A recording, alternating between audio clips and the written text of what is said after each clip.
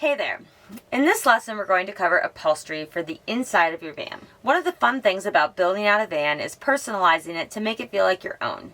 Once you've dialed in the floor plan and you have a better idea of the structural layout, you start to think more about how to make it feel like home. Upholstery is one way to add a little personality to the interior space. There are several different options to upholster your cushions and chairs within a range of budgets. Stain-resistant RV and marine-grade fabrics are popular because they can withstand the waves of the road. That coffee that you love to sip in the morning can end up ruining your fabric with one bump, so it might be something to consider. Sunbrella is the leading brand and it's what the cushions in this van are made out of, but there are many other comparable options out there. The walls in this van are covered in sil leather, which could also be used for cushions. It's an eco-friendly material made with 100% silicone and is designed for rugged use.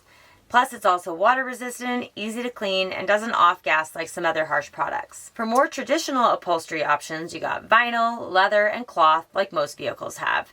These can be found through a professional RV or marine dealer or a local upholstery shop that can install it for you. Or you can DIY for a low-cost, budget-friendly method. Online fabric dealers will often send samples in the mail if you want to get the feel for the fabric and see how the colors will match up with your cabinets and other design choices. Hemp upholstery is another option. It's a little more expensive usually than the others mentioned, but it's also worth checking out. One thing that I want to point out is that you want to choose your upholstery colors carefully, particularly if you're going with a cloth fabric and especially if you have pets. Living in a van comes with a lot of dust and dirt, and light-colored couch cushions and bedding are really hard to keep clean.